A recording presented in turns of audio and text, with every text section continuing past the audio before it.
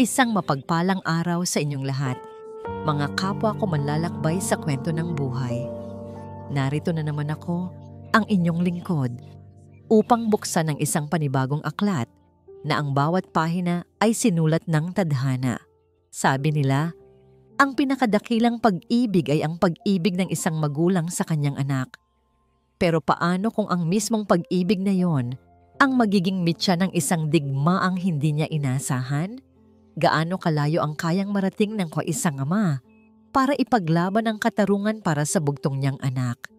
Halina't pakinggan natin ang unang kabanata ng kwentong pinamagatang Bagong Sinag. Para kay Lino Mendoza, ang umaga ay may dalang pangako. Ito ang pinakapaborito niyang bahagi ng araw. Kung kailan ang sikat ng araw ay dahan-dahang gumagapang sa kanilang maliit, ngunit maaliwalas na bungalow sa loob ng Paraiso Verde Subdivision. Ang bawat sinag na tumatama sa sahig na kahoy ay tila isang mainit na yakap, isang paalala na may bagong pag-asa. Ngunit ang tunay na araw ni Lino ay hindi ang nasa kalangitan. Ito ay ang kanyang anak. Mula sa kinatatayuan niya sa may pintuan ng sala, pinagmasdan niya si Sinag. Nakaupo ito sa kanyang wheelchair sa harap ng isang malaking canvas. Ang kanang kamay nito ay may hawak na pinsel, gumagalaw ng may tiyak na direksyon at layunin. Ang buong atensyon nito ay nakatuon sa obrang binubuo. Ang mga matay nagniningning sa bawat paghaplos ng pintura sa puting lona. Isang nangiti ang sumilay sa labi ni Lino. Sa kabila ng lahat ng pinagdaanan nila, sa kabila ng mga limitasyong idinulot ng kondisyon ni Sinag mula pagkabata, hindi kailanman nawala ang liwanag sa loob nito. Si Sinag ay isang pintor, isang mahusay na pintor, at para kay Lino, iyon lang ang mahalaga. Papa, bulong ni Sinag, hindi pa rin inaalis ang tingin sa canvas. Ano sa tingin mo? Kulang pa ba sa dilaw? Lumapit si Lino. Ang mga yapak ay halos walang tunog. Sumilip siya sa ipinipinta ng anak. Isang malawak na bukirin ng mga sunflower na tila sumasayaw sa ilalim ng papalubog na araw. Napakatingkad ng mga kulay, napakabuhay, para itong isang bintana patungo sa isang mas masayang mundo. Perpekto anak, sagot ni Lino. Ang boses ay puno ng paghanga. Parang totoo. Parang naririnig ko ang hangin. Isang munting na nangiti ang gumuhit sa labi ni Sinag. Ito na ang pinakamalaking obra na ginawa niya, ang kanyang magiging lahok para sa isang national art exhibit sa susunod na buwan. Ito ang pangarap niya. At pangarap din iyon ni Lino para sa kanya. Ang buhay nila sa Paraiso Verde ay simple. Pinili ni Lino ang lugar na ito dahil sa katahimikan nito, malayo sa gulo ng syudad, malayo sa mga anino ng nakaraang pilit niyang tinatakasan. Dito, siya ay si Lino Mendoza lamang, isang retiradong empleyado ng gobyerno. At ang anak niya ay si Sinag, ang artist. Walang nakakaalam ng kanilang tunay na kwento. At iyon ang gusto niya.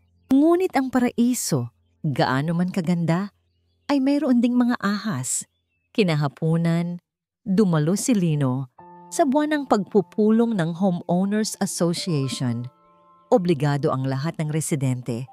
Habang nakaupo sa isang plastik na upuan sa clubhouse, pinakikinggan niya ang mga anunsyo tungkol sa koleksyon ng basura at seguridad.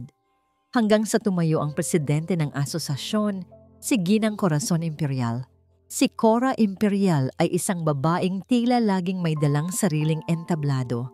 Nakabihis ito ng mamahaling bestida. Ang buhok ay perpektong nakaayos at ang mga alahas ay kumikinang. Ngunit ang pinakapansin-pansin sa kanya ay ang kanyang mga mata. Matalim at laging tila may hinuhusgahan. At para sa ating huling paksa, panimula ni Ginang Imperial, ang matinis niyang boses ay umalingaw-ngaw sa buong silid. Gusto ko lang ipaalala sa lahat ang tungkol sa kalinisan at kaayusan ng ating subdivision. Ang Paraiso Verde ay kilala sa pagiging eksklusibo at malinis. Ngunit napapansin ko, may ilang mga residente na tila nakakalimot. Naramdaman ni Lino ang paghigpit ng kanyang dibdib. May kung anong kaba siyang naramdaman. May mga nagrereklamo tungkol sa mga mantsa ng pintura sa ating mga bangketa. Patuloy ni Cora, ang mga matay tila sinasadyang dumaan sa direksyon ni Lino. At mga gulong na nag-iiwan ng maruruming marka. Nakakahiya sa mga bisita natin. Hindi ito magandang tingnan. Sana ay maging mas responsable tayo.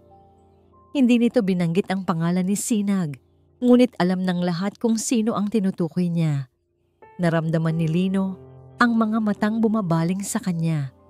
Ang ilan ay may halong awa, ang iba ay may pag-uyam. Nanlamig ang kanyang sikmura. Ang simpleng buhay na inaasam niya ay unti-unting nilalamo ng kahihiyan. Pagkatapos ng pulong, nilapitan ni Lino si Ginang Imperial. Sinubukan niyang maging mahinahon at magalang. Ginang Imperial, mahinang sabi niya, "Corazon, pasensya na po kung may naging abala ang anak ko. Sisiguraduhin kong lilinisin namin agad ang anumang." Hindi siya pinatapos ni Cora. Humarap ito sa kanya at sa unang pagkakataon, nakita ni Lino ang purong kamandag sa mga mata nito. "Ginoong Mendoza," sabi nito, ang bawat salita ay tila may patalim. Hindi ito tungkol sa paglilinis lang. Ito ay tungkol sa pagpapanatili ng pamantayan ng ating komunidad. Baka hindi nyo naiintindihan, pero ang lugar na ito ay para sa mga taong maayos. Hindi ito playground. Nagpipinta lang ang anak ko.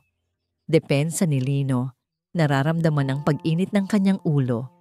"Eksakto!" sagot ni Cora. Isang mapang-insultong nangisi ang sumilay sa kanyang labi.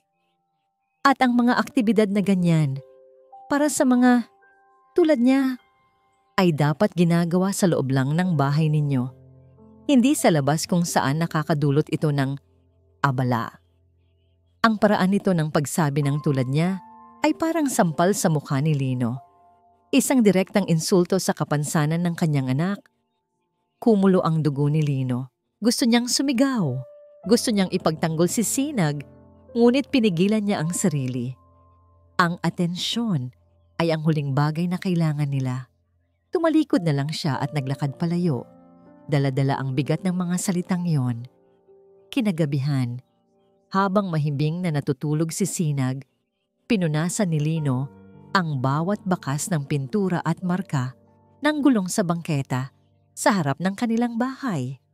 Habang nagkukuskos sa malamig na semento, ang bumabalik sa isip niya ay ang nangisi ni Cora Imperial.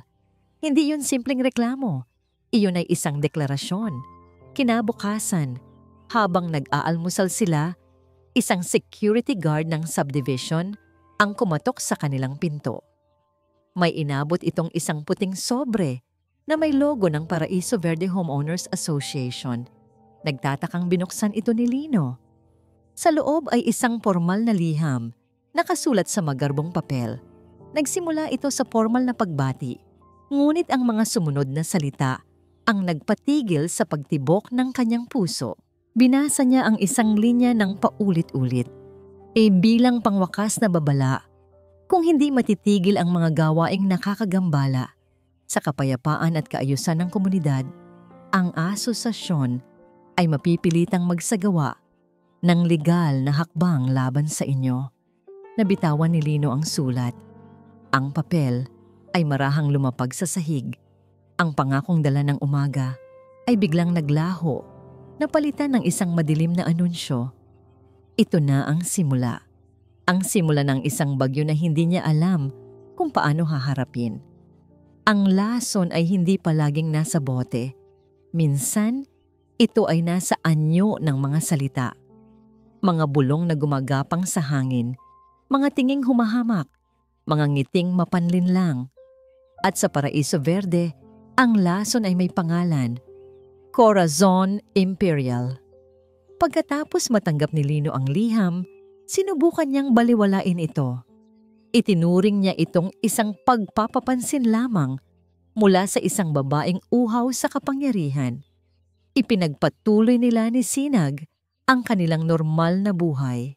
Nagpinta si Sinag sa kanilang bakuran at si Lino naman ay tinitiyak na walang anumang kalat na naiiwan. Inisip niya, kung susunod sila sa mga patakaran, titigilan din sila ni Cora. Ngunit nagkamali siya. Ang katahimikan pala ni Lino ay hindi itinuring ni Cora bilang pagsunod, kundi bilang kahinaan. At iyon ang nagbigay sa kanya ng mas malakas na motibo para ituloy ang kanyang masamang balak. Nagsimula ito sa mga maliliit na bagay. Isang umaga, habang nagdidilig ng halaman si Lino, narinig niya ang dalawa sa kanilang kapitbahay na nag-uusap sa kabilang bakod. "Narinig mo ba?" sabi ng isa. Si Ginang Imperial daw ang nagsabi na delikado raw yung anak ni Mang Lino. Baka raw bigla na lang manakit. "Talaga ba?" Gulat na sagot ng kausap. Pero mukha namang mabait. At ang ganda ng mga ipinipinta niya. Yun na nga eh.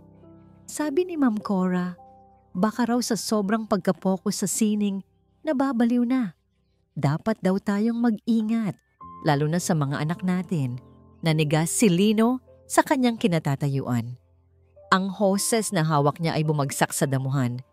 Hindi niya akalain na aabot sa ganito. Isang kasinungalingan, isang purong paninirang puri na naglalayong katakutan ng mga tao ang kanyang anak. Ang mga sumunod na araw ay naging isang uri ng impyerno para sa kanila. Ang mga kapitbahay na dati bumabati sa kanila laang magandang umaga ay bigla na lang umiiwas ng tingin. Ang mga batang dati namamangha sa mga pinta ni Sinag ay pinagbabawalan na ng kanilang mga magulang na lumapit sa kanilang bakod.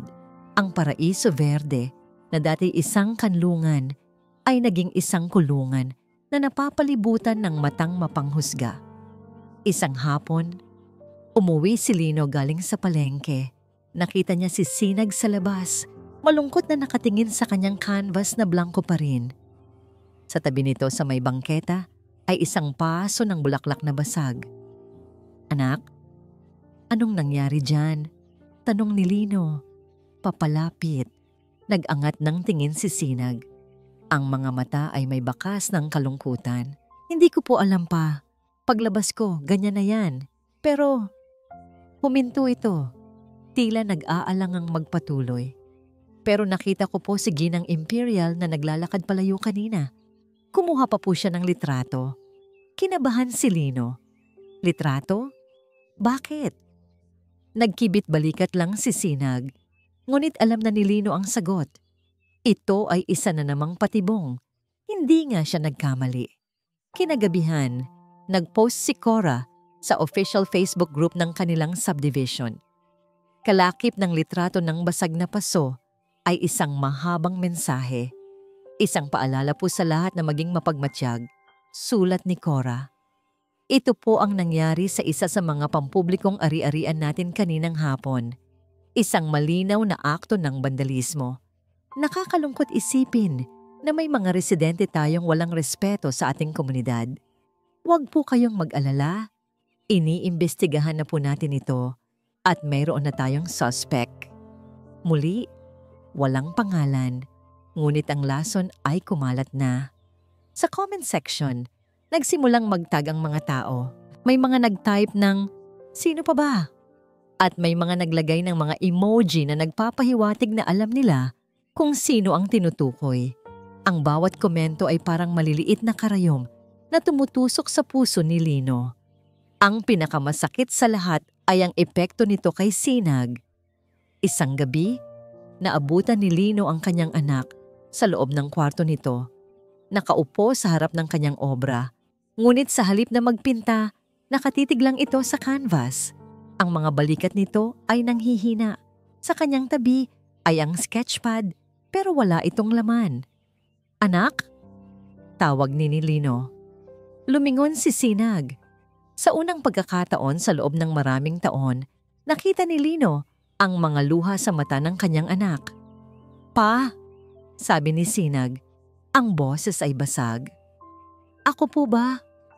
Ako po ba ang problema? Parang piniga ang puso ni Lino. Lumuhod siya sa tabi ng wheelchair ng anak at hinawakan ang mga kamay nito. Hindi anak, huwag mo yang sasabihin, mariing sabi ni Lino. Ikaw ang pinakamagandang bagay na nangyari sa buhay ko. Huwag na huwag mong iisipin yan. Pero, bakit po sila galit sa akin? Tanong ni Sinag. Wala naman po akong ginagawang masama. Gusto ko lang pong magpinta. Hindi makasagot si Lino. Paano niya ipapaliwanag ang inggit, ang galit na walang dahilan? Paano niya sasabihin sa kanyang anak na may mga taong nasisiyahan kapag nakakakita ng iba na nasasaktan? Dahil hindi kanila naiintindihan, Sinag, ang tanging naisagot niya, hindi nila nakikita ang nakikita ko. Ang nakikita ko ay isang henyo, isang artist na kayang lumikha ng ganda mula sa wala. Ngunit alam ni Lino na hindi sapat ang kanyang mga salita. Ang pinsala ay nagawa na. Ang liwanag sa mga mata ni Sinag ay unti-unting namamatay at iyon ang pinakakinatatakutan ni Lino sa lahat. Nang gabing iyon, habang nakahiga sa kama, hindi makatulog si Lino. Tinitigan niya ang kisame, ang isip ay puno ng galit at pag-aalala. Ang pagpili niya sa katahimikan ay isang pagkakamali. Kailangan niyang gumawa ng paraan. Kailangan niyang kausapin muli si Cora. Kahit anong mangyari, kinabukasan, maaga siyang nag-abang sa labas ng bahay ni Cora. Nang lumabas ito para sa kanyang morning walk, hinarang niya ito. Ginang Imperial, kailangan nating mag-usap. Sabi ni Lino, sinisikap na kontrolin ang panginginig ng kanyang boses. Tinaasan lang siya ng kilay ni Cora. Tungkol saan? Ginoong Mendoza, nagmamadali ako. Tungkol sa anak ko. Itigil niyo na to. Parang awa niyo na. Lubayan niyo na kami. Isang tawang mapang-uyam ang kumawala sa bibig ni Cora. Ako. Wala akong ginagawa. Baka dapat kausapin niyo ang anak ninyo. Sabihin niyo sa kanya na tumino. Wala siyang ginagawang masama. Hindi na napigilan ni Lino ang pagtaas ng kanyang boses. Talaga ba? Hamon ni Cora, lumapit ito sa kanya. Kung ganoon, bakit lahat ng gulo sa subdivision na ito ay laging nakapalibot sa kanya? Baka oras na para tanggapin mo, Ginoong Mendoza, na ang ilang mga bagay at ilang mga tao ay sadyang hindi nababagay sa isang lugar na kasing ganda ng Paraiso Verde. Pagkasabi noon, tinalikuran siya nito at nagpatuloy sa paglalakad. Iniwan si Lino na nakatayo roon, talunan at puno ng galit. Sa kanyang pag-uwi, isang pamilyar na tunog ang sumalubong sa kanya. Ang tunog ng sirena ng pulis. At papalapit ito. Papalapit sa kanilang bahay. Kasunod ng police mobile ay ang sasakyan ng security ng subdivision. Huminto ang mga ito sa tapat mismo ng gate nila. Bumukas ang pinto at isang security guard ang bumaba. Kumatok ito sa kanilang pinto. Nanginginig ang mga kamay ni Lino habang binubuksan ang pinto. Ginoong Mendoza, sabi ng guard, ang muka ay seryoso. Mayroon po kaming formal na reklamo laban sa inyong anak, si Sinag Mendoza. Reklamo? Para saan? Halos pabulong na tanong ni Lino. Paninira po ng ari-arian. Sagot ng guard. May nag-report po na sinadya daw niyang sirain ang sasakyan ni Ginang Imperial. Sa likod ng guard, nakita ni Lino si Cora nakatayo sa tabi ng kanyang mamahaling itim na kotse. At sa pinto ng kotse, may isang mahaba at malalim na gasgas. Nakaturo ang daliri ni Cora sa kanilang bahay. Sa direksyon ng kanyang anak. Ang lason ay kumalat na at ngayon, ito ay naging isang bitag. Ang mundo ni Lino ay gumuho sa loob lamang ng ilang segundo. Ang tunog ng sirena, ang kumikinang na gasgas sa itim na kotse, at ang mapanuring tingin ng mga kapitbahay na nag-usisa sa labas ng kanilang mga bahay, lahat ay tila isang masamang panaginip. Imposible, mariing tanggi ni Lino sa security guard. Hindi lumalabas ng bahay ang anak ko buong umaga. Ngunit ang kanyang mga salita ay walang bigat. Mula sa likod ng guard, sumulpot si Cora Imperial. Ang mukha ay puno ng pagkukunwaring pagkabalisa. Nakikita siya, Lino. Sigaw ni Cora. Sapat na para marinig ng lahat. Nakita siya ng dalawa nating hardinero. Papunta raw siya sa mailbox nang bigla niyang iginuhit ang kung anong matulis na bagay sa kotse ko. Dalawang lalaki na nakasuot ng uniforme ng hardinero ang tumangutango sa likuran ni Cora. Ang mga matay nakayuko sa lupa. Halatang mga bayarang saksi. Isang perpektong bitag. Nagsisinungaling kayo. Sigaw ni Lino. Ang desperasyon ay gumuhit sa kanyang boses. Pumasok na sa eksena ang mga pulis. Sir, kailangan po naming makausap ang anak ninyo, sabi ng isang pulis sa mahinahong paraan. Sa sandaling iyon, bumukas ang pinto sa likuran ni Lino. Lumabas si Sinag gamit ang kanyang wheelchair. Ang mukha'y naguguluhan. Pa, anong nangyayari? Ang mga mata ni Cora ay nagliyab sa tagumpay nang makita niya si Sinag. Itinuro niya ito. Ayan siya. Siya ang sumira sa kotse ko. Hulihin niyo siya. Walang nagawa si Lino. Ang mga pulis ay pumasok sa kanilang bakuran. Dalawang unipormadong lalaki ang lumapit sa kanyang anak na nakaupo sa wheelchair. Ang eksena ay surreal at brutal. Sinag Mendoza, sumama po kayo sa amin sa presinto, sabi ng pulis. Pero wala po akong ginagawa, nanginginig na sabi ni Sinag. Ang mga matay puno ng takot habang nakatingin sa kanyang ama. Isang pulis ang naglabas ng posas. Iyon ang sandaling tuluyang nawasak ang puso ni Lino. Hindi niya inakala na sa buong buhay niya ay makikita niyang posasan ang kanyang anak, ang kanyang artist, ang kanyang Sinag. Huwag! Sigaw ni Lino. Sinubukang humarang ngunit pinigilan siya ng isa pang pulis. Inosente ang anak ko. Binaliwala ang kanyang pagmamakaawa. Sa harap ng buong Paraiso Verde Subdivision, sa ilalim ng tirik na araw, ipinosas ng pulis ang mga kamay ni Sinag. Ang malamig na bakal ay kumalat sa kanyang mga pulsuhan. Ang kahihiyan ay mas masakit pa sa anumang pisikal na sugat. Isinakay nila si Sinag sa mobile ng pulis.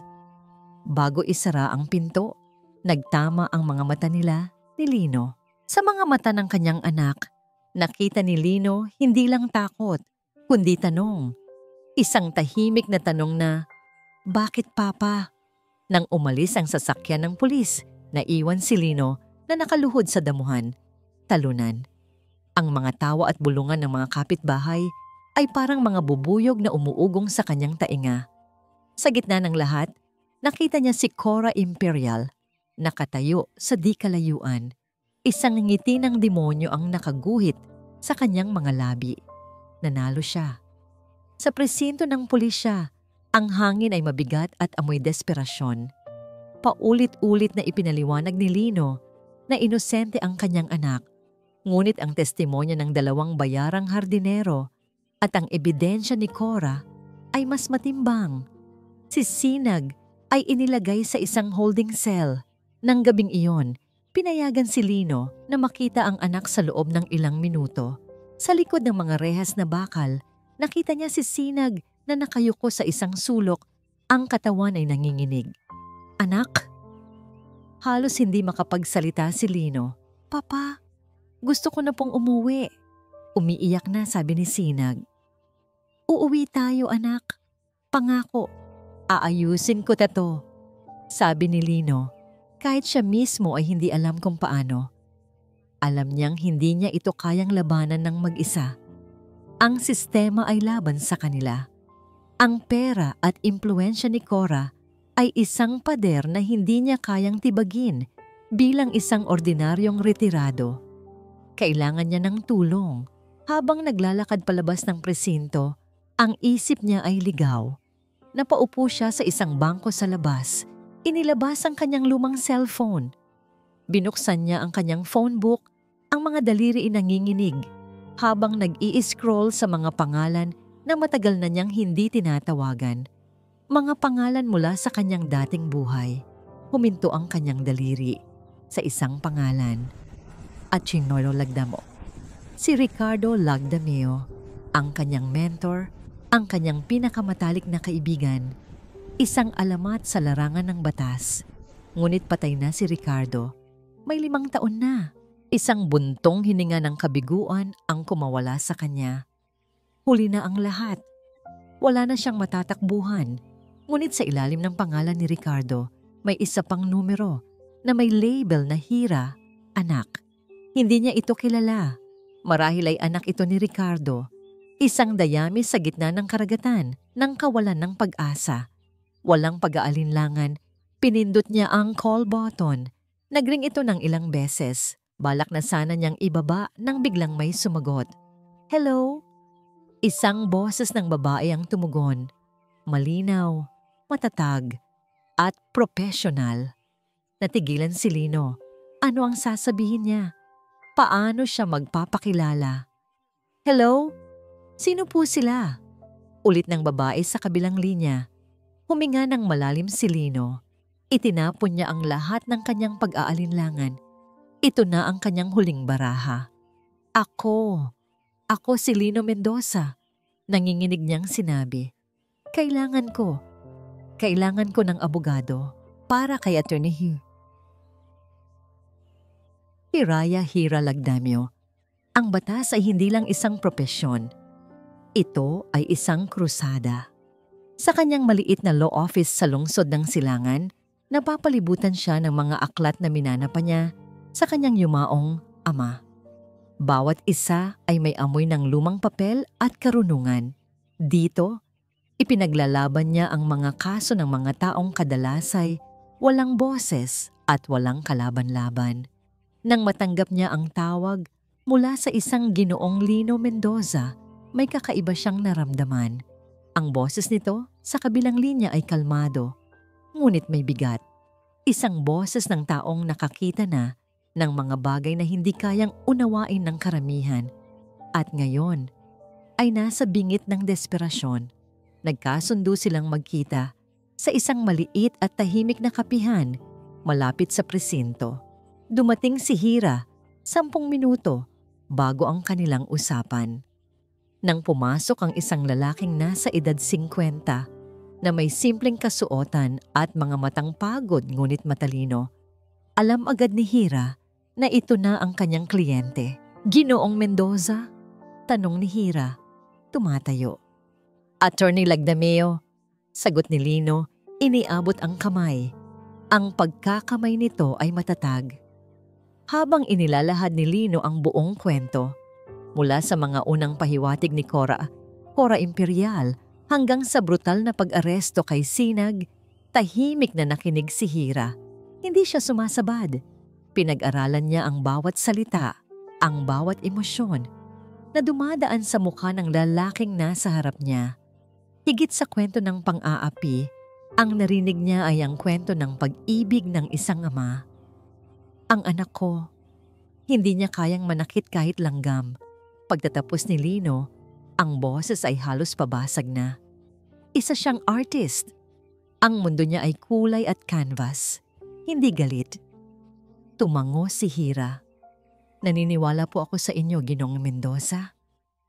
May kung anong kumpiyansa sa boses ni Hira na bahagyang gumaan ang pakiramdam ni Lino.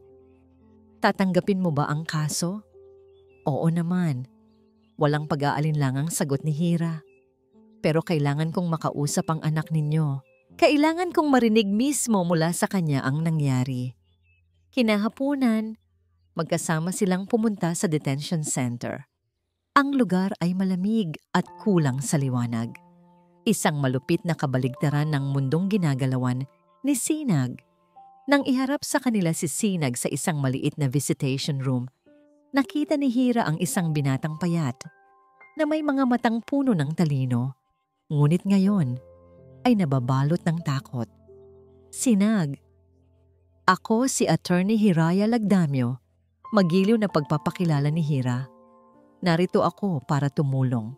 Sa simula, hindi nagsalita si Sinag. Nakayuko lang ito, nakatingin sa kanyang mga kamay na nakapatong sa kanyang kandungan. Ngunit sa mahinahon at pasensyosong paraan ni Hira, unti-unti itong nagsimulang magkwento. Simple lang ang kanyang salaysay. Nasa loob siya ng bahay, sinusubukang mag-sketch nang marinig niya ang komosyon sa labas. Iyon lang. Nakita ni Hira ang katotohanan sa kanyang mga mata. Walang bahid ng pagkukunwari. Sinag, sabi ni Hira. Nakita mo ba kung sino ang may gawa ng gasgas sa kotse? Umiling si Sinag. Hindi po.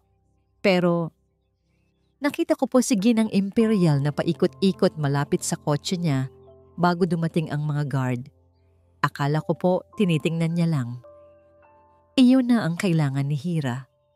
Isang maliit na butas sa perpektong kwento ni Cora. Kinabukasan, nagtungo si Hira sa Paraiso Verde Subdivision. Ang marangyang gate at mga malalagong hardin ay hindi nakapagtago sa bigat ng atmosperang bumabalot sa lugar. Habang naglalakad, ramdam niya ang mga tinging sumusunod sa kanya. Sinubukan niyang kausapin ang ilang residente, ngunit lahat sila ay umiiwas o nagbibigay ng mga sagot na halatang dekahon na para bang may nagdikta sa kanila. Lalo siyang naging kumbinsido na may mas malalim na nangyayari dito. Nagpunta siya sa guardhouse at hiningi ang logbook at kopya ng CCTV footage mula sa araw ng insidente. Sa una, ayaw ibigay ng mga guard, ngunit nang ipakita ni Hira ang kanyang lisensya at nagbantang kukuha ng subpena, napilitan silang sumunod. Sa kanyang opisina, pinanood niyang mabuti ang footage. Ang kamera ay nakatutok sa gate, ngunit may isang anggulo kung saan bahagyang natatanaw ang lugar kung saan nakaparada ang kotse ni Cora. Ang video ay malabo at putol-putol. Ngunit sa isang iglap, isang split-second frame, may nakita si Hira. Isang anino, isang tao na nakatayo malapit sa kotse ni Cora, mga 10 minuto bago ang insidente. Hindi ito si Sinag. Ang anino ay nakatayo. At pagkatapos, nakita niya ang aninong yon na tila may inilalagay sa bulsa bago mabilis na naglakad palayo. Paulit-ulit niyang pinanood ang bahaging iyon. Hindi niya maaninag ang mukha, pero may isa siyang napansin, ang paraan ng paglalakad ng anino. May kaunting pag-ika, isang pamilyar na kilos. Bumalik siya sa record ng mga testimonya ng 2 hardinero.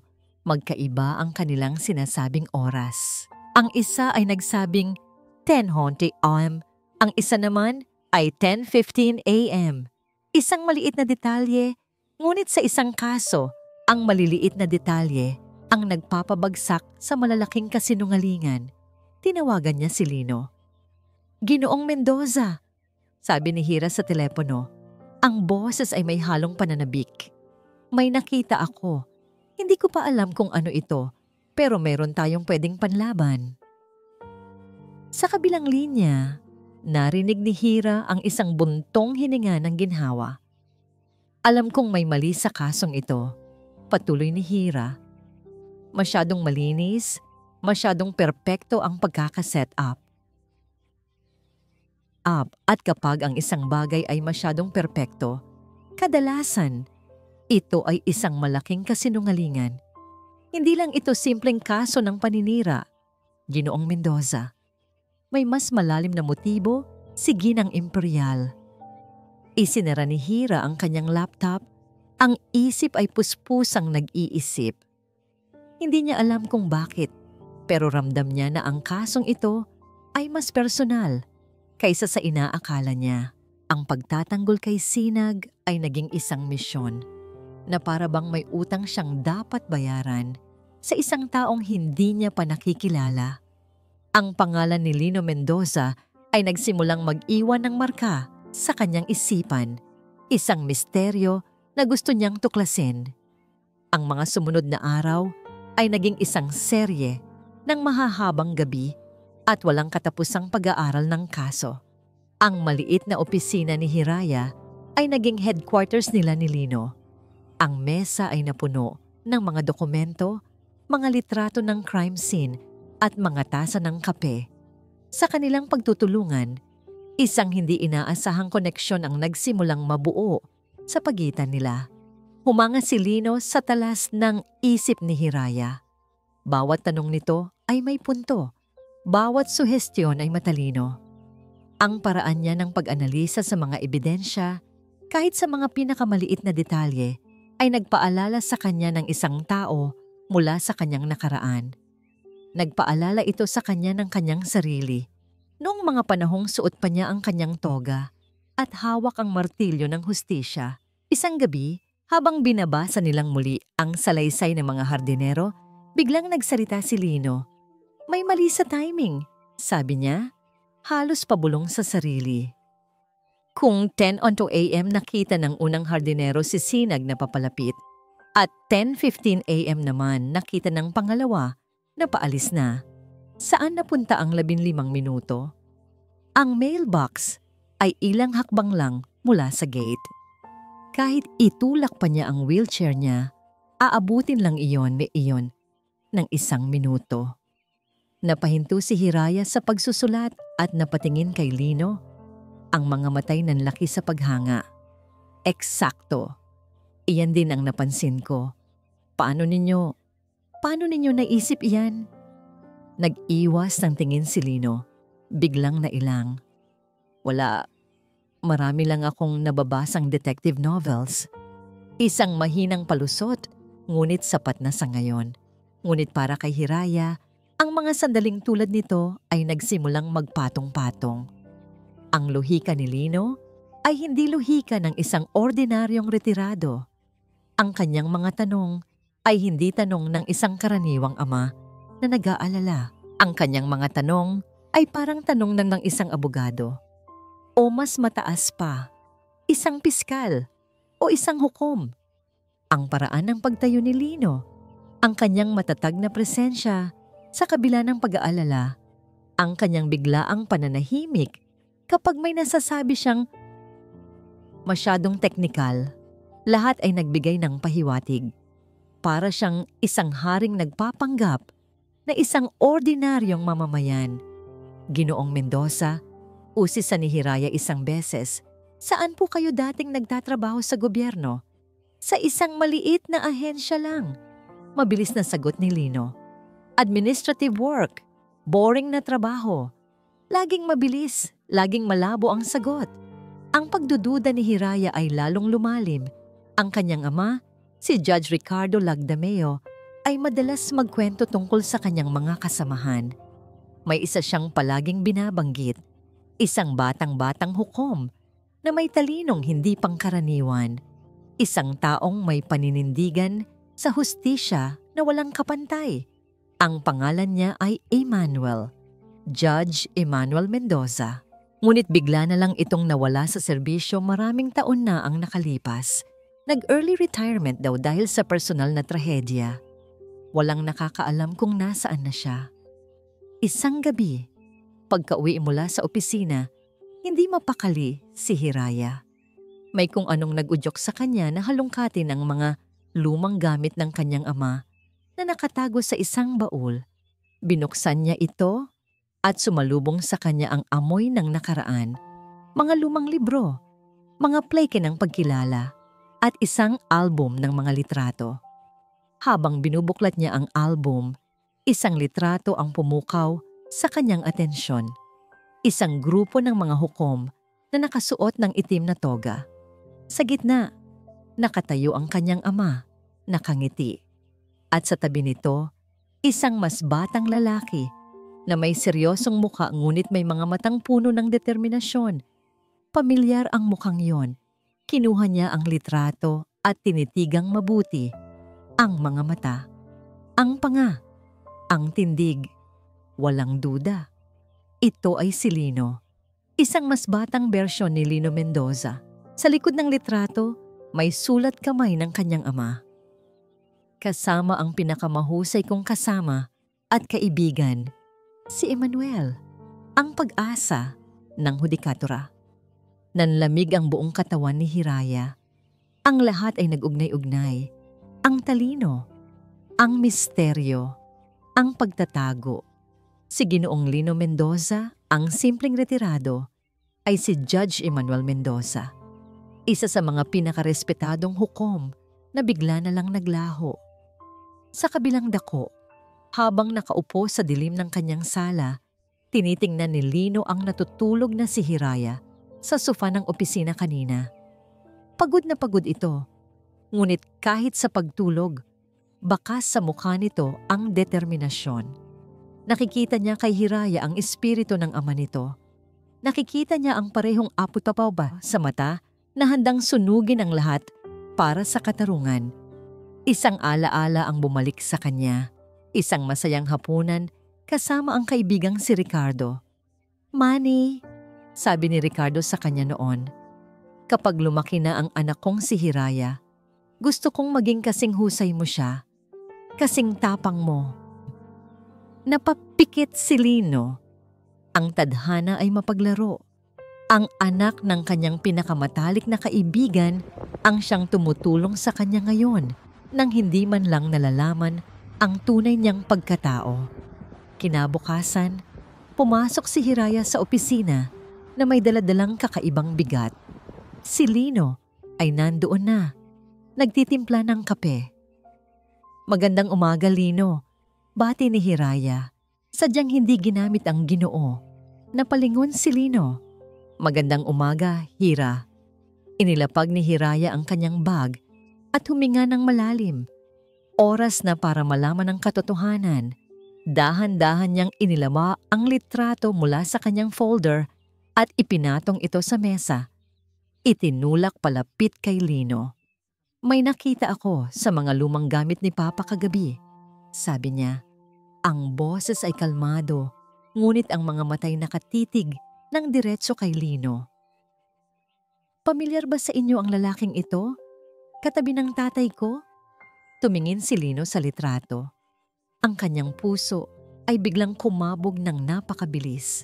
Ang nakaraan na matagal na niyang ibinaon ay biglang bumangon mula sa kanyang libingan. Ang mukha niya, mas bata, mas walang muwang, ay nakatitig pabalik sa kanya.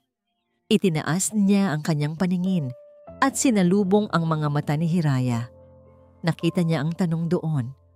Ang tanong na alam niyang hindi na niya matatatakasan. "Ginoong Mendoza?" Muling nagsalita si Hiraya. Ang boses ay halos isang bulong. "Ang tunay niyo po bang pangalan ay Emmanuel?" Ang tanong ni Hiraya ay hindi isang akusasyon, kundi isang imbitasyon. Isang imbitasyon para buksan ni Lino ang pinto ng kanyang nakaraan na matagal na niyang isinara at kinandaduhan. Sa loob ng ilang segundo, ang tanging maririnig sa opisina ay ang ugong ng aircon at ang malakas na pagtibok ng puso ni Lino. Tinitigan niya ang litrato. Pagkatapos ay ang mga mata ni Hiraya. Sa mga mata ng dalaga, wala siyang nakitang panghuhusga, kundi pag-unawa at isang matinding pagnanais na malaman ang katotohanan. Huminga siya ng malalim, isang buntong hininga na tila nagmula pa sa kalaliman ng kanyang kaluluwa. Isang buntong hininga na naglalaman ng bigat ng maraming taon ng pagtatago. "Oh," sagot ni Lino. Ang boses ay mahina ngunit malinaw. Ang isang salitang yon ay parang isang malaking bato na natanggal sa kanyang dibdib. "Ako nga si Emmanuel Mendoza." Nakita niya ang pagbabago sa mukha ni Hiraya. Hindi pagkagulat, kundi kumpirmasyon.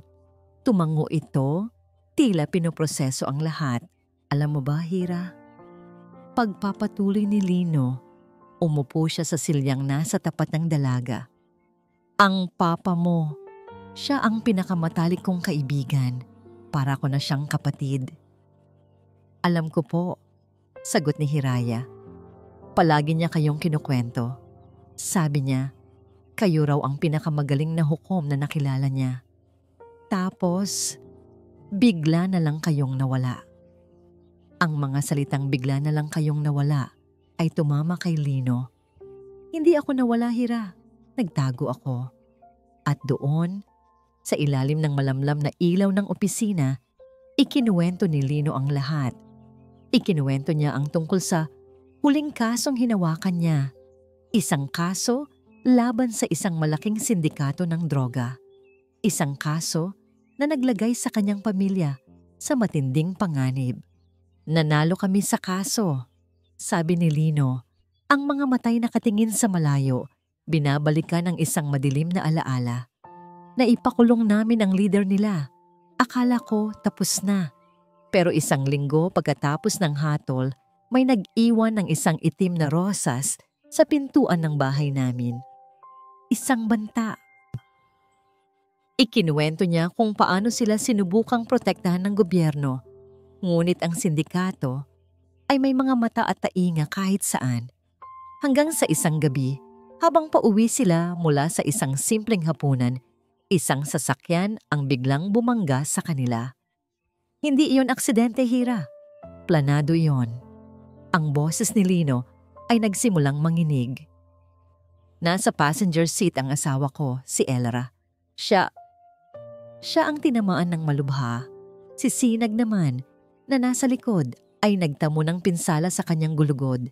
Doon nagsimula ang kondisyon niya. At ako, huminto siya, lumunok. Ang sakit ay sariwa pa rin kahit ilang taon na ang lumipas.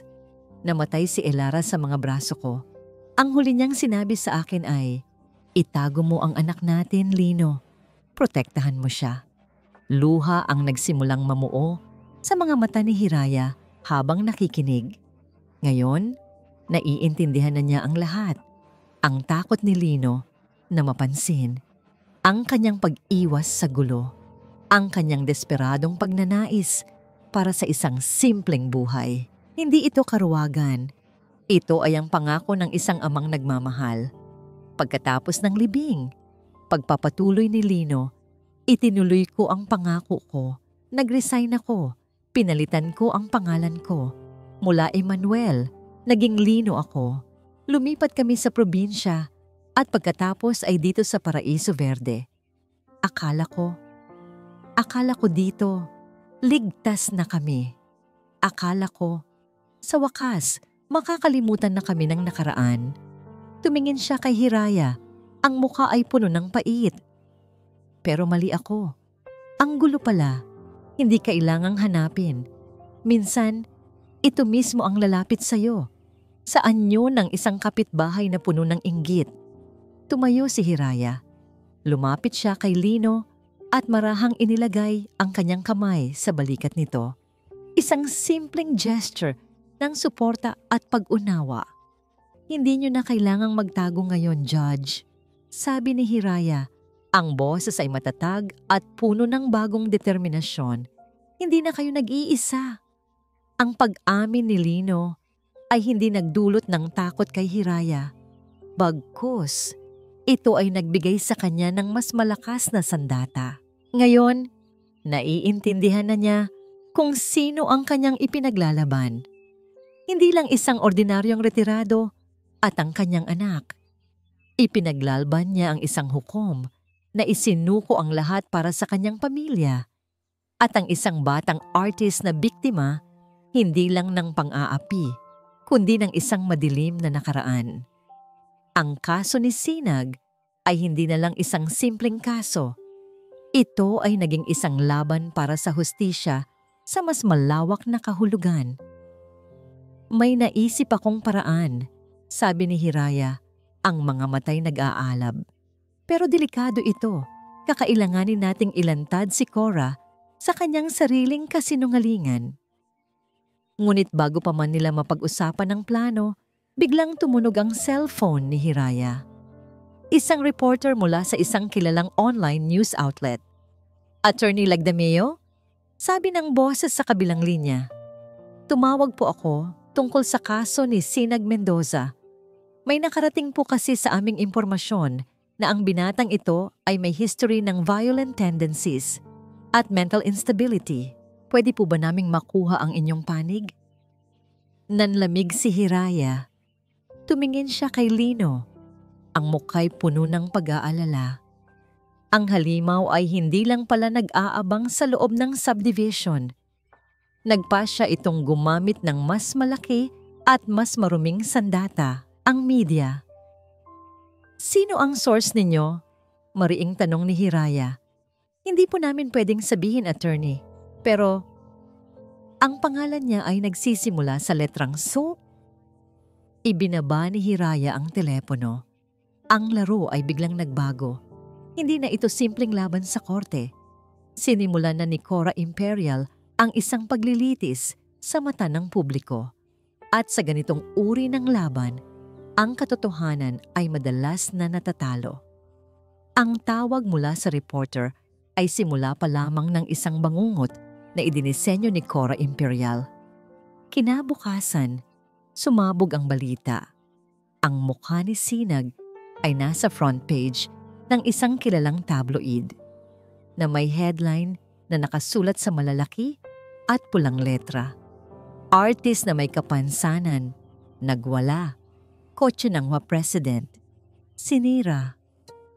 Para kay Lino, ang makita ang litrato ng kanyang anak sa tabi ng mga salitang yon ay parang isang saksak sa puso. Ang artikulo ay puno ng mga kasinungalingan at kalahating katotohanan na mas masahol pa sa kasinungalingan. Sinipin nito ang isang nag-aalalang residente na walang dudang si Cora na nagsasabing si Sinag ay laging may kakaibang kilos, mailap, at posibleng may itinatagong galit sa mundo dahil sa kanyang kalagayan. Ang bawat salita ay isang patalim na maingat na inilagay para sirain hindi lang ang kredibilidad ni Sinag, kundi pati na rin ang kanyang pagkatao.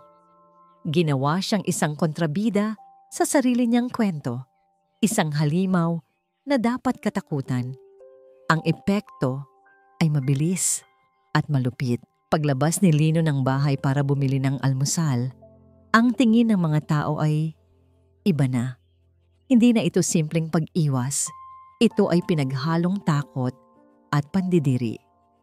Ang mga reporter at cameraman ay nagkampo na sa labas ng gate ng Paraiso Verde. Nag-aabang na parang mga buwitre.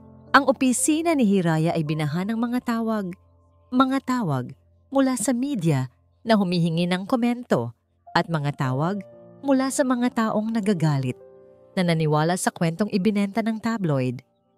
Hayop ang Cora na yan, galit na sabi ni Hiraya habang ibinabagsak ang telepono. She's not just trying to win a case. She's trying to destroy a life. Ang pinakamatinding tinamaan ay si Sinag. Sa loob ng kulungan, ang balita ay kumalat na parang apoy. Ang ibang mga preso ay nagsimulang tuksuhin siya. Ang mga gwardiya ay naging mas mahigpit. Ang maliit na espasyo niya ay lalo pang lumiit. Nang dalawin siya ni Lino, nakita niya ang pagbabago. Ang dating liwanag sa mga mata ni Sinag ay tuluyan ng nagdilim. Papa, sabi ni Sinag sa likod ng salamin, ang boses ay walang buhay. Totoo po ba ang sinasabi nila? Baliw po ba ako? Hindi anak, hindi. Halos isigaw ni Lino. Idinikit ang palad sa salamin na naghihiwalay sa kanila. Huwag kang maniniwala sa kanila. Kasinungalingan ang lahat ng yan. Ngunit parang hindi na naririnig ni Sinag ang kanyang ama. Nakatingin ito sa kawalan. Sa unang pagkakataon, nakita ni Lino ang pagsuko sa mukha ng kanyang anak. Ayoko na pa, bulong ni Sinag. Pagod na po ako. Gusto ko na lang matapos to. Nang gabing iyon, tinawagan ni Lino si Hiraya. Hira, hindi na kaya ng anak ko. Sumusuko na siya. Baka dapat na lang tayong makipag-areglo. Tatanggapin ko na lang ang anumang parusa basta't makalabas lang siya dyan. Sa kabilang linya, narinig ni Lino ang katahimikan. Pagkatapos ng ilang sandali, nagsalita si Hiraya. Ang boses ay matigas na parang bakal. Hindi, Lino. Iyan ang gusto ni Cora. Ang gusto niya ay sumuko tayo. Kapag ginawa natin yan, Habang buhay na dadalhin ni Sinag ang dungis na ibinato niya. Hahayaan mo bang mangyari yon? Pero anong gagawin natin? Desperadong tanong ni Lino. Kalaban natin ang buong mundo. Kung ganoon, lalabanan natin ang buong mundo. Matapang na sagot ni Hiraya. Lino, Judge, oras na para gamitin natin ang sarili nating mga sandata. Sa gitna ng lahat ng kaguluhan, isang hindi inaasahang pangyayari ang naganap. Isang gabi, habang si Hiraya ay nag-overtime sa kanyang opisina, tumunog ang kanyang telepono. Isang unregistered number. Nag-alinlangan siyang sagutin ito, ngunit sinagot pa rin. Hello? Sa kabilang linya, isang boses ng lalaki ang maririnig. Bata, nanginginig, at puno ng takot. Si Attorney Lagdameo po ba ito? Ako nga. Sino to? Nagkaroon ng mahabang katahimikan. Maririnig ni Hiraya ang mabigat na paghinga ng lalaki. Ako po. Nagsimulang magsalita ang lalaki. Ako po si Dante. Natigilan si Hiraya. Dante. Ang pangalan ng anak ni Cora Imperial. May kailangan po kayong malaman. Nanginginig na sabi ni Dante. Alam ko po ang katotohanan tungkol sa kotse. Pero papatayin ako ng nanay ko kapag nalaman niyang tumawag ako sa inyo. Ang puso ni Hiraya ay nagsimulang tumibok ng mabilis. Ito na ang hinihintay nilang milagro. Isang basag sa perpektong pader na itinayo ni Cora. Isang boses mula sa mismong kampo ng kaaway. Dante! Sabi ni Hiraya, sinisikap na gawing kalmado ang kanyang boses. Nasaan ka? Mag-usap tayo. Poprotektahan kita, pangako. Ang tawag ni Dante ay isang sinag ng pag-asa sa pinakamadilim na oras. Ngunit ito rin ay isang paalala na ang laban nila ay mas komplikado at mas mapanganib kaysa sa kanilang inaakala. Dahil kung ano man ang itinatagong katotohanan ni Dante, siguradong gagawin ni Cora ang lahat para hindi ito lumabas. Ang tawag ni Dante ay dapat sanang maging liwanag, ngunit ito ay naging hudyat ng mas malalim na kadiliman. Kinabukasan, araw ng hearing para sa petisyon ni Hiraya na makapagpiyansa si Sinag. Puno ng kumpiyansa si Hiraya at Lino na papabor sa kanila ang korte, lalo na't mahina ang ebidensya ng prosekusyon. Ngunit minaliit nila ang impluwensya ni Cora Imperial. Sa loob ng korte, ang piskal na halatang nasa ilalim ng impluwensya ni Cora ay ginamit ang artikulo sa tabloid bilang ebidensya ng pagiging panganib sa lipunan ni Sinag. Nagpresenta sila ng mga pekeng medical records na nagpapahiwatig na si Sinag ay may history of unmanaged anger issues. Walang nagawa si Hiraya. Ang lahat ng kanyang argumento ay binaliwala. Ang hukom, sa ilalim ng matinding pressure mula sa media at sa kung anumang nasa likod ng mga eksena, ay nagdesisyon. The petition for bail is hereby denied. Sabi ng hukom, ang tunog ng martilyo ay parang isang putok ng baril sa tainga ni Lino. Gumuho ang mundo niya. Ang huling sinag ng pag-asa ay namatay. Si Sinag ay mananatili sa kulungan hanggang sa araw ng paglilitis. Ang balita ay mabilis na kumalat. Sa telebisyon, sa radyo, sa social media, ang hatol ay ipinagdiwang ng mga taong naniwala sa kasinungalingan. Si Sinag Mendoza ay opisyal ng isang kriminal sa mata ng publiko. Kasabay nito, isang panibagong dagok ang dumating. Ang art gallery na magho-host sana ng unang solo exhibit ni Sinag ay naglabas ng opisyal na pahayag. Tinatanggal na nila ang mga obra ni Sinag sa kanilang programa upang mapanatili ang integridad ng kanilang institusyon. Ang pangarap na binuo ni Sinag sa loob ng maraming taon, ang pangarap na pinaghirapan niya sa kabila ng kanyang kapansanan ay nawasak sa isang iglap. Nang dalawin ni Lino ang kanyang anak, ibang Sinag na ang kanyang nakita. Wala na ang takot, wala na ang lungkot. Ang naroon na lang ay isang nakakabihinging kawalan. Pa, sabi ni Sinag, ang boses ay walang emosyon. Ayoko na pong lumaban. Anak, huwag mong sabihin yan. Pagmamakaawa ni Lino. Para saan pa? Tanong ni Sinag, tinitigan ang kanyang ama sa mata.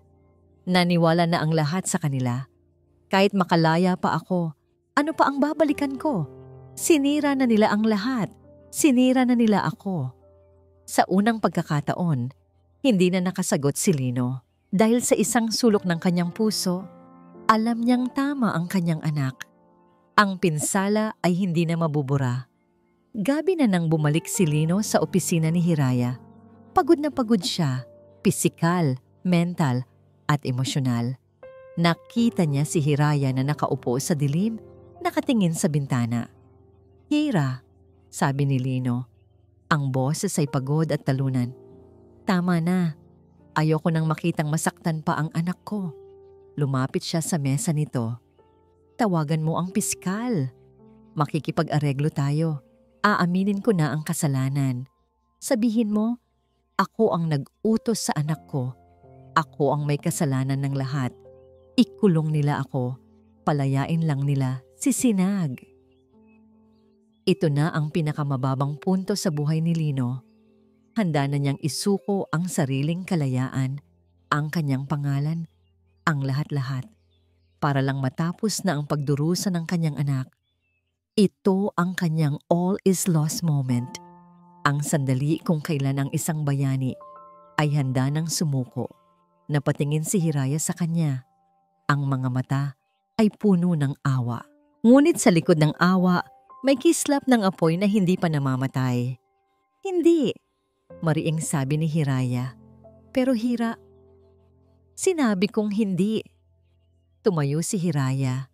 Ang boses ay puno ng bigat. Naiintindihan ko ang nararamdaman niyo, Lino.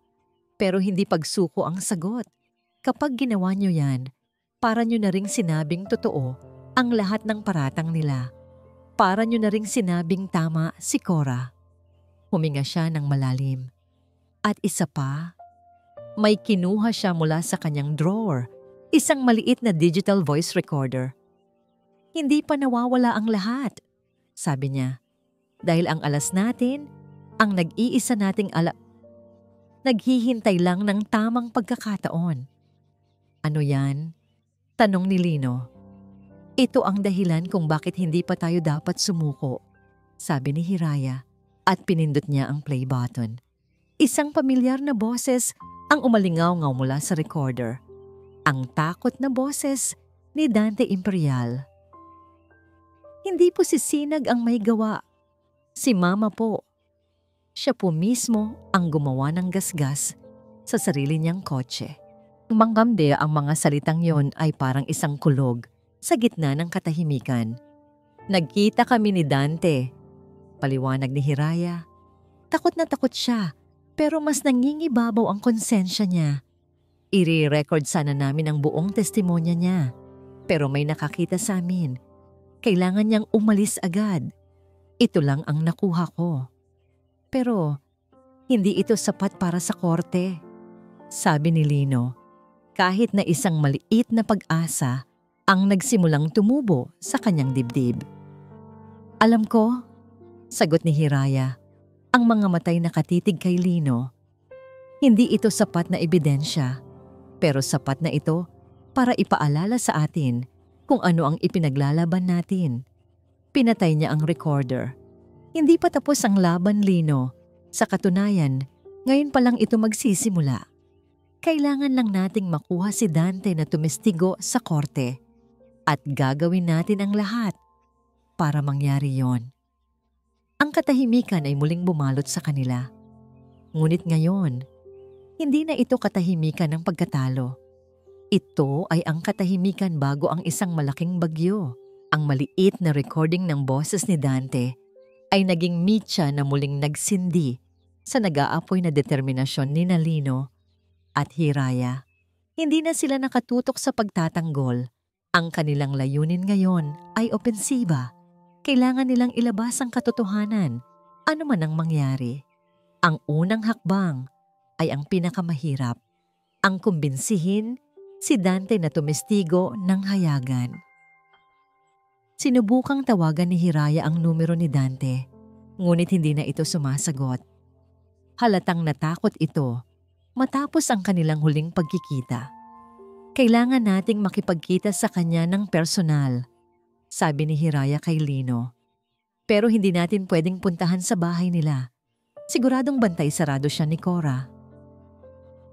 May alam akong paraan, sabi ni Lino. Ang isip ay biglang gumana na parang isang strategist. Si Dante, miyembro siya ng isang local chess club. Naglalaro sila tuwing Sabado ng hapon sa public library. Ito ay isang maliit na detalye na narinig lang ni Lino sa isang usapan ng mga kapitbahay noon. Ngunit ngayon, ito ay isang mahalagang impormasyon. Kinabukasan Sabado, nagtungo sila sa public library. Nakita nila si Dante sa isang sulok, nakatutok sa isang chessboard, ngunit ang kanyang mga mata ay balisa at ang kanyang mga galaw ay walang focus. Halatang may malalim na iniisip. Hinintay nila siyang matapos. Nang mag-isa na lang siyang nagliligpit ng kanyang chess pieces, saka sila lumapit. Nagulat si Dante nang makita sila. Agad itong tumingin sa paligid, puno ng takot. Dante, sandali lang, mahinahong sabi ni Hiraya. Kailangan ka naming makausap. Hindi pwede, pabulong na sagot ni Dante. Alam ni Mama na nandito kayo. Baka may inutusan siyang magmatsyag sa akin. Alam namin ang panganib, sabi naman ni Lino. Ang kanyang boses ay may awtoridad na nagpakalma kay Dante. Pero mas malaki ang panganib kung mananahimik ka. Dante, isang inosenteng tao ang nakakulong dahil sa isang kasinungalingan. Ang pangarap niya, sinira. Ang buhay niya, winasak. Tumingin si Lino sa mga mata ng binata. Alam kong hindi ka masamang tao. Nakikita ko yan sa'yo. Yumuko si Dante. Ang mga balikat ay nanghihina sa bigat ng kanyang konsensya. Gusto kong tumulong. Amin niya. Gusto ko pero natatakot ako sa kanya. Hindi niyo kilala ang nanay ko. Kaya niyang gawin ang lahat. Hindi ka namin pababayaan. Pangako ni Hiraya. Pagkatapos mong tumestigo, ihahanda namin ang lahat para sa proteksyon mo. Nag-alinlangan pa rin si Dante. Inilabas ni Hiraya ang kanyang huling baraha. Si Sinag, hinahangaan ka niya, sabi ni Hiraya. Isang maliit na kasinungalingan, ngunit kailangan sa pagkakataong ito. Nakita niya ang mga sketch mo online. Sabi niya, may potential ka raw. Sayang kung matatabunan lang yan ng takot. Ang mga salitang yon ang tumama kay Dante. Ang pagkilala mula sa taong lihim niyang hinahangaan ay mas malakas pa sa takot niya sa kanyang ina. Nag-angat siya ng tingin at sa unang pagkakataon, nakita ni Lino at Hiraya ang determinasyon sa kanyang mga mata. Sige, sabi niya, gagawin ko. Bago sila maghiwalay, may iniabot si Dante kay Hiraya, isang maliit na memory card. Narinig ko si Mama, nakausap ang abogado niya sa telepono. Ipinagmamalaki niya kung paano niya ginawa ang lahat. Paliwanag ni Dante. Ni-record ko. Hindi malinaw pero baka makatulong. Ang memory card na yon ay ginto. Ito na ang pangalawang piraso ng kanilang puzzle. Habang papalapit ang araw ng paglilitis, naghanda sila para sa giyera. Pinag-aralan ni Hiraya ang bawat anggulo ng kaso. Inihanda ang kanyang mga tanong para sa bawat saksi. Si Lino naman, gamit ang kanyang karanasan bilang hukom, ay nagsilbing kanyang consultant. Tinutulungan siyang makita ang mga butas sa estratehiya ng kalaban. Isang gabi, 2 araw bago ang paglilitis, habang pauwi na si Lino mula sa opisina ni Hiraya, isang motorsiklo ang biglang huminto sa tabi niya. Ang lalaking nakaangkas ay hindi nag-alis ng helmet. May iniabot itong isang sobre sa kanya. Mensahe to para sa'yo, Judge, sabi ng lalaki bago mabilis na pinaharurot ang motor. Nanlamig ang buong katawan ni Lino. Judge, tinawag siyang Judge. Nanginginig ang mga kamay niya habang binubuksan ng sobre. Sa loob, walang sulat. Isang litrato lang. Isang litrato ni Sinag na kuha mula sa malayo habang nasa loob ito ng prison yard, walang kamalay-malay. Sa ilalim ng litrato, may nakasulat na mga salita na ginupit mula sa diaryo. Alam namin kung sino ka. Tumigil ka o hindi nasisikatan ng araw ang anak mo. Ang nakaraan. Bumalik ito para sa kanya. Ang sindikato na matagal na niyang tinakasan ay nahanap na siya. Marahil, sa pamamagitan ng ingay na nilikha ng kaso. O marahil, may mas malalim na koneksyon. Paano kung si Cora Imperial ay may kaugnayan sa kanila? Ang takot na matagal na niyang ibinaon ay muling bumangon. Mas malaki, mas madilim. Hawak niya ang litrato. Ang puso niya ay dumadagundong. Ngayon, hindi na lang si Cora ang kalaban niya. Ang multo ng kanyang nakaraan ay narito na. Pumasok siya sa kanyang kotse at isinandal ang ulo sa manibela. Nahaharap siya sa isang imposibleng pagpipilian. Ang ipagpatuloy ang laban para sa hustisya ni Sinag at ilagay ang buhay nito sa mas malaking panganib o ang sumuko at hayaang manalo ang kasamaan para lang manatili itong ligtas. Ang huling paghahanda para sa korte ay naging isang huling pagsubok sa kanyang katatagan bilang isang ama. Ang araw ng paglilitis ay dumating na may dalang mabigat at kulay abong kalangitan na para bang ang kalikasan mismo ay nakikiramay sa bigat ng mga pangyayari. Ang gusali ng korte ay kinukuubkob ng media. Ang mga kamera ay parang mga matang laging nakabantay, handang silain ang sinumang dumaan. Sa loob ng courtroom, ang hangin ay halos pwedeng hiwain sa kapal. Puno ito ng mga bulungan, ng kislap ng mga kamera bago magsimula ang sesyon at ng isang hindi maipaliwanag na tensyon. Sa isang panig, nakaupo si Sinag sa kanyang wheelchair sa tabi ni Hiraya. Ang mukha ng binata ay payapa ngunit pagod. Tila tinanggap na niya ang anumang kahihinatnan. Sa kabilang panig, nakaupo ang prosekusyon at sa likuran nila, si Corazon Imperial. Nakasuot ito ng puting bestida na para bang sinasadyang ipakita ang kanyang kalinisan at inosensya. Isang ngiting mapagkumbaba ang nakaguhit sa kanyang labi, ngunit ang kanyang mga mata ay nagnininga sa malamig na apoy ng tagumpay. Si Lino ay nakaupo sa unang hilera ng gallery, sa likuran lamang ng kanyang anak. Ang litrato at ang banta ay mabigat na nakadagan sa kanyang isipan. Bawat anino sa sulok ng silid, bawat tonging hindi niya kilala, ay tila isang potensyal na panganib. Ang laban ngayon ay may dalawang larangan. Ang isa ay para sa hustisya at ang isa ay para sa kaligtasan. All rise! Anunsyo ng bailiff. Pumasok ang hukom at nagsimula ang paglilitis. Ang prosekusyon ang unang nagpresenta ng kanilang kaso. Isa-isa nilang tinawag ang kanilang mga saksi. Ang security guard na sumulat sa logbook. Ang dalawang hardinero na nakakita raw sa lahat. Ang kanilang mga testimonya ay consistent, halatang pinag-aralan at isinaulo. Sila ay kalmado at kumpiyansa.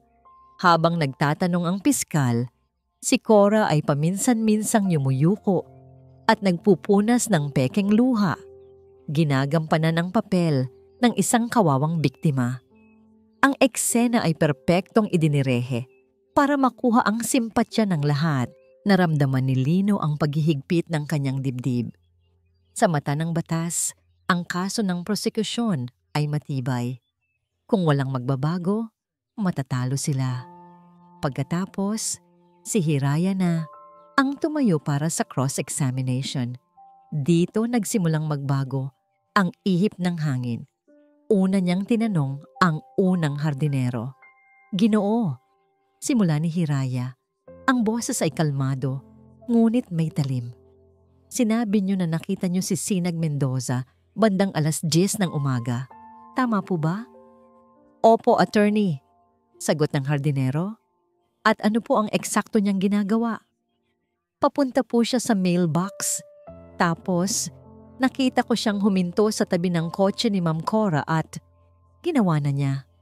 Sagot ng hardinero. I see, sabi ni Hiraya. Maaari niyo po bang ituro sa mapa ng subdivision na ito kung nasaan po kayo noong mga oras na yon? Itinuro ng hardinero ang isang lugar malapit sa gate. Pagkatapos ay ipinakita ni Hiraya ang isang malaking litrato ng lugar na yon.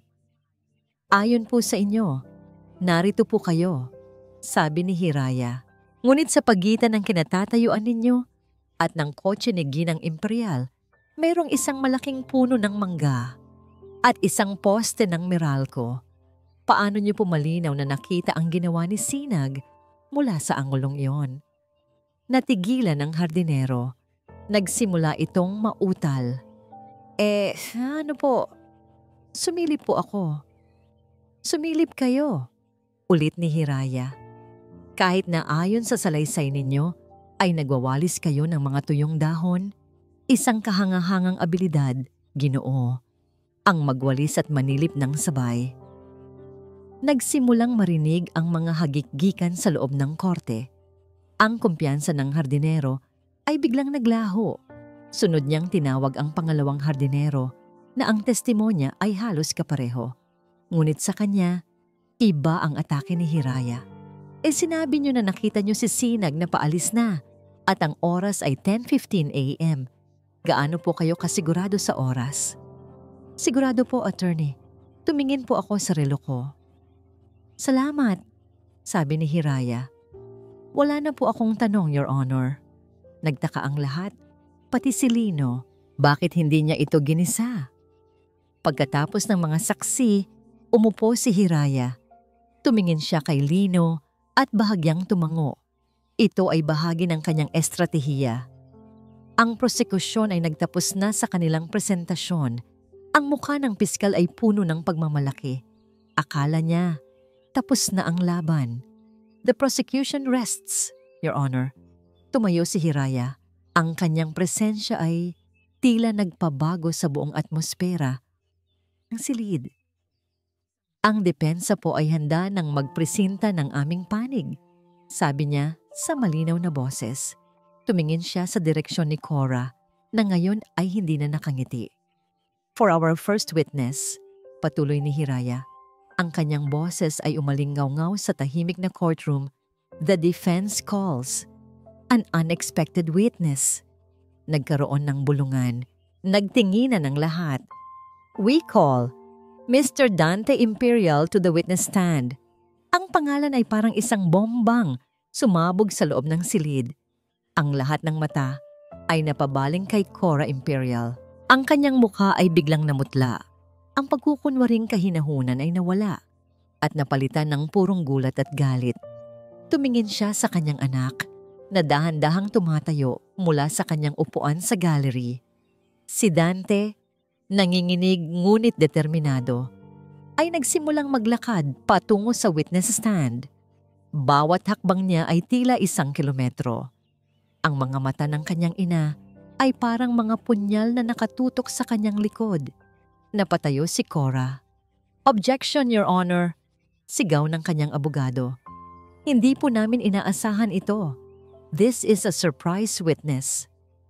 Your Honor, mabilis na sagot ni Hiraya. Ang testimonya po ni Ginoong Imperial ay krusyal para malaman ang buong katotohanan sa kasong ito.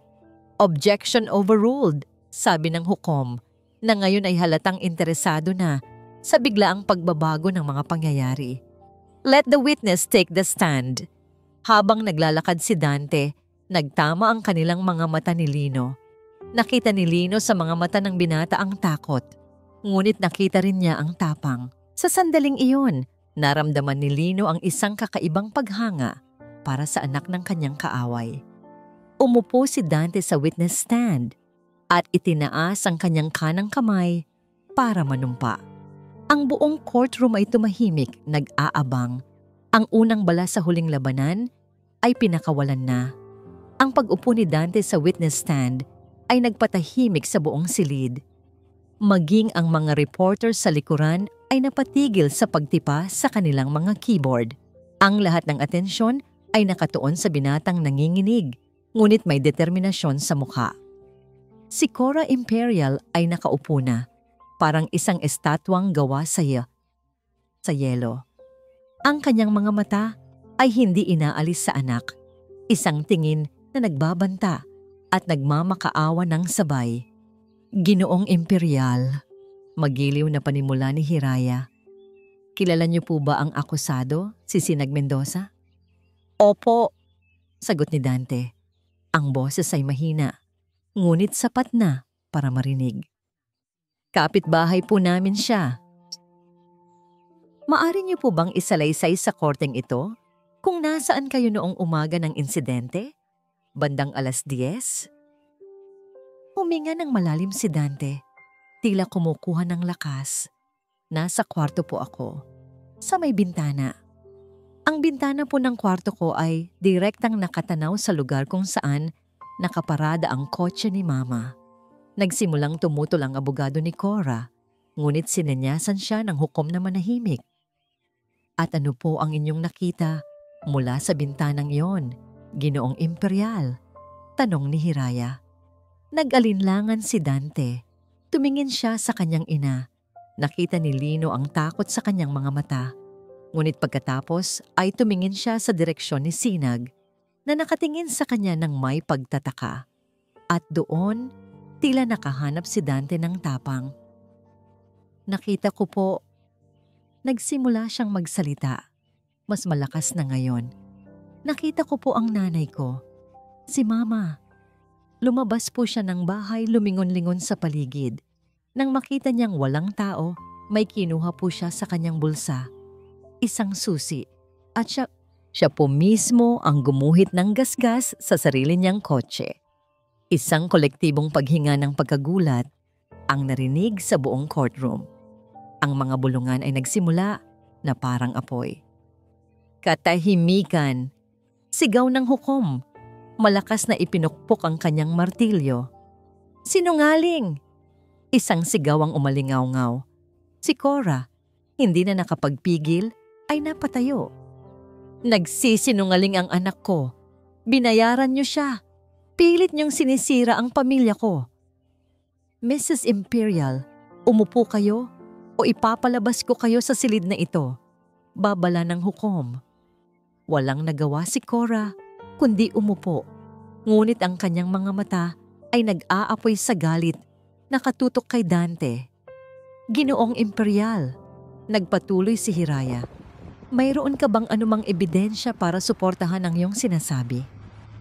Opo, sagot ni Dante. Pagkatapos niyang gawin iyon, pumasok siya sa loob at tinawagan ang kanyang abogado. Narinig ko ang usapan nila. Ipinagmamalaki niya ang kanyang ginawa. Ni-record ko po.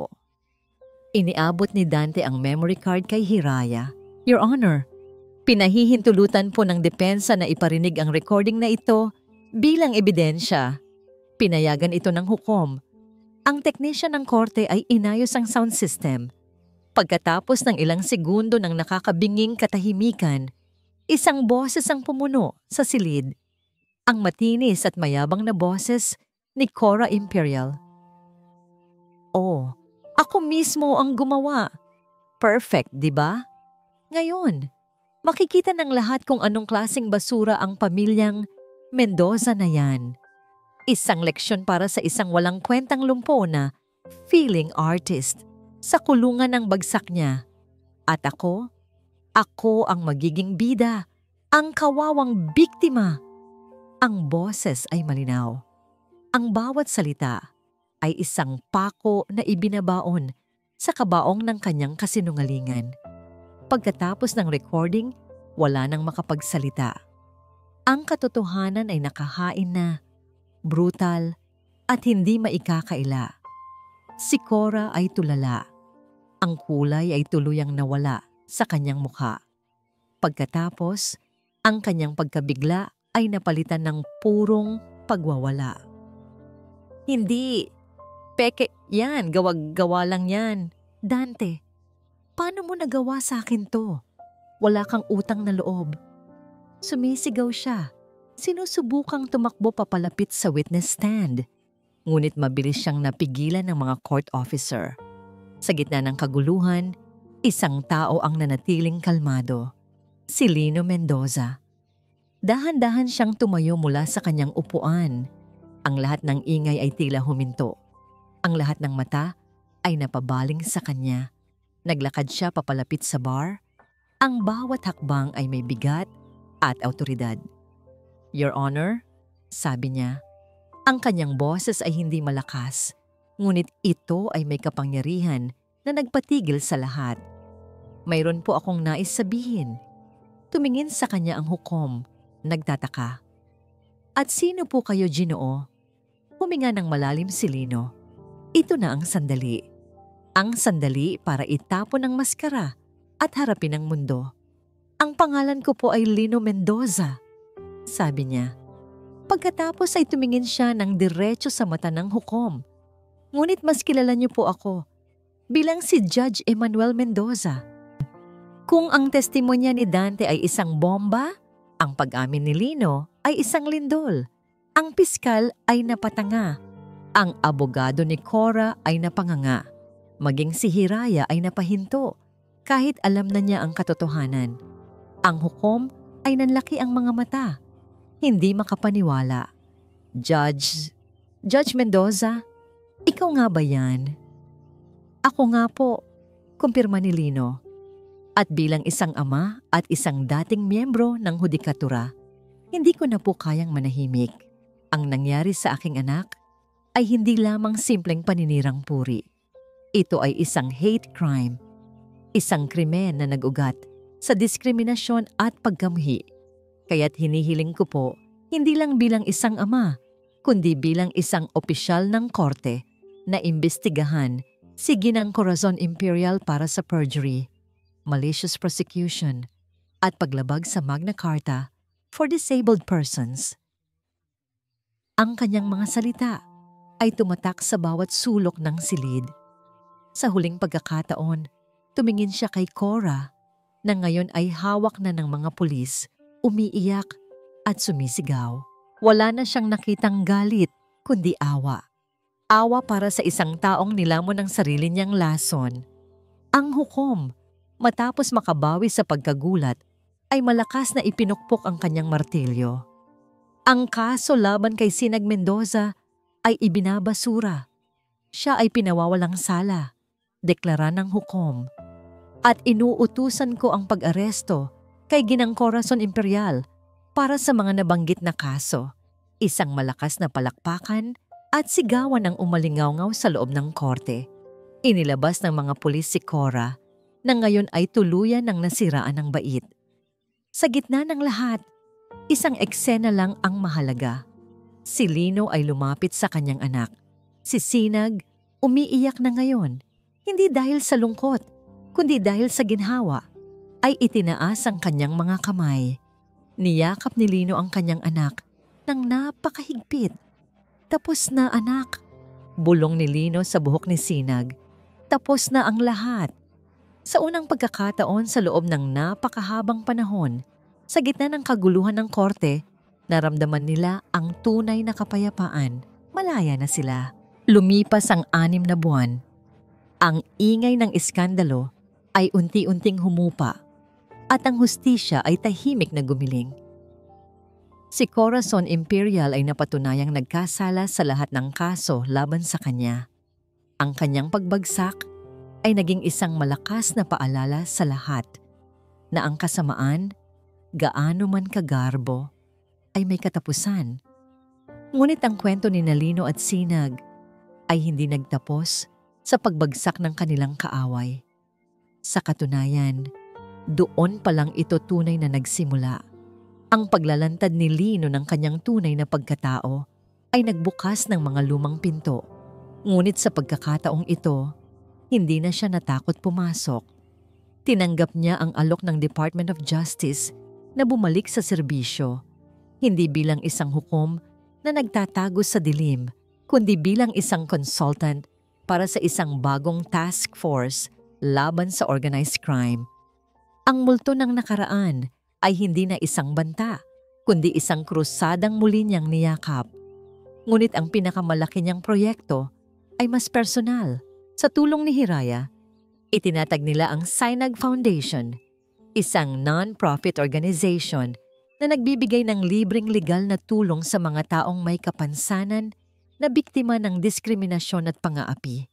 Ang kanilang madilim na karanasan ay naging isang parola ng pag-asa para sa iba. Isang maaliwalas na hapon, nasa isang art gallery sa puso ng syudad, sina Lino at Hiraya. Ang lugar ay puno ng mga tao, ng mga mahihinang bulungan ng paghanga at ng tunog ng mga baso ng wine na nag-uumpugan. Ito ang gabi ng unang solo exhibit ni Sinag Mendoza. Ang exhibit na minsang ipinagkait sa kanya ay ngayon mas malaki at mas makabuluhan. Sa gitna ng gallery, nakatayo ang pinakamalaking obra ni Sinag. Ito ang larawan ng isang malawak na bukirin ng mga sunflower. Ngunit ngayon, mayroon itong idinagdag. Sa gitna ng mga sunflower, may isang figura ng isang ama. Ang likod nito ay nakaharap sa manonood. Ang mga braso ay bahagyang nakaunat na parang isang kalasag. Pinoprotektahan ang isang maliit na usbong mula sa paparating na madilim na ulap sa di kalayuan. Ang pamagat ng obra, ang aking tagapagtanggol. Si Sinag, na nasa tabi ng kanyang obra, ay abala sa pakikipag-usap sa mga bisita. Wala na ang bakas ng takot o pag-aalinlangan sa kanyang mga mata. Napalitan ito ng kumpiyansa at ng isang liwanag na hindi kayang patayin ng anumang dilim. Sa isang sulok ng gallery, nakatayo si Dante Imperial. Pagkatapos ng paglilitis, lumayo siya sa kanyang ina at sinubukang buuin ang kanyang sariling buhay. Siya ang unang bumili ng isa sa mga pinta ni Sinag. Naglapit ang dalawang binata, hindi bilang mga anak ng magkaaway, kundi bilang dalawang artist na nagkakaintindihan sa wika ng sining. Isang tango ng respeto at pasasalamat ang namagitan sa kanila. Isang tahimik na paghilom. Lumabas sina Lino at Hiraya sa balcony ng gallery para makalanghap ng sariwang hangin. Mula roon, tanaw nila ang mga ilaw ng lungsod ng silangan.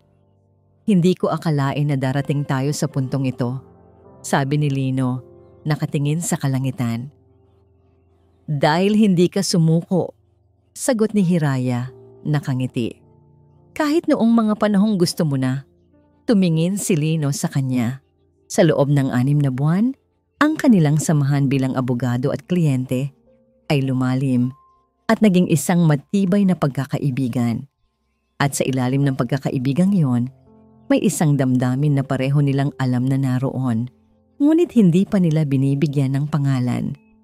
Hindi tayo sumuko, Hira, pagtatama ni Lino. Ikaw ang nagbigay sa akin ng lakas. Hinawakan niya ang kamay ni Hiraya. Ito ay mainit at perpektong akma sa kanyang palad. Salamat sa pagbabalik ng hustisya at sa pagbabalik ng liwanag sa buhay ko. Ngumiti si Hiraya, ang mga matay nagniningning na parang mga bituin. Lagi kong naaalala ang sinabi ni Papa. Sabi niya, ang tunay na katarungan ay hindi natatagpuan sa mga aklat ng batas, kundi sa puso ng mga taong handang ipaglaban ito. Tinitigan nila ang isa't isa at sa katahimikan ng gabing iyon, sa gitna ng sining at mga pangarap na muling nabuo, isang bagong kabanata ng pag-ibig ang dahan-dahang nagsimulang isulat. Sa loob ng gallery, natanaw sila ni Sinag. Itinaas niya ang kanyang sketchpad at mabilis na iginuhit ang kanilang silweta laban sa mga ilaw ng lungsod. Isang bagong inspirasyon, isang bagong simula. Ang pangalang Sinag ay hindi na lang isang pangalan. Ito ay naging isang pangako na kahit sa pinakamadilim na gabi, laging may sisikat na bagong pag-asa, bagong liwanag, isang bagong umaga. At dito po nagtatapos ang ating kwento, ang Bagong Sinag. Isang kwento na nagpapatunay na ang pag-ibig ng isang ama ay kayang suungin ang anumang unos at ang liwanag ng katotohanan, gaano man katagal, ay palaging mananaig laban sa kadiliman. Ang aral ng kwento ay malinaw. Huwag tayong matakot na manindigan para sa tama, lalo na para sa mga taong mahal natin. At tandaan natin na ang tunay na lakas ay hindi nasusukat sa pisikal na kakayahan, kundi sa tibay ng puso at sa ganda ng kaluluwa. Maraming salamat po sa inyong walang sawang pagsubaybay at pakikinig. Sana po ay may napulot kayong aral at inspirasyon sa kwentong ito. Kung meron po kayong mga saloobin o komento tungkol sa kwento ni Lino, Sinag at Hiraya, huwag po kayong mag-atubiling i-type sa comment section sa ibaba. Gusto rin po naming malaman kung anong uri ng mga kwento ang nais ninyong marinig sa susunod. Hindi dito nagtatapos ang ating paglalakbay. Marami pa pong kwentong kasing ganda at mas puno ng aral dito sa aming channel. Kung nagustuhan nyo ang kwentong ito, i-like, i-share sa pamilya at mga kaibigan at mag-subscribe na rin para lagi kayong updated sa mga susunod pa naming kwento. I-click nyo ang notification bell para kayo ang unang makarinig kapag may bago kaming upload. Muli, ako po ang inyong lingkod, nag-iiwan ng isang paalala. Sa bawat pagsubok, laging may bagong sinag ng pag-asa. Pagpalain po kayo ng Panginoon, kayo at ang inyong buong pamilya. Hanggang sa muli.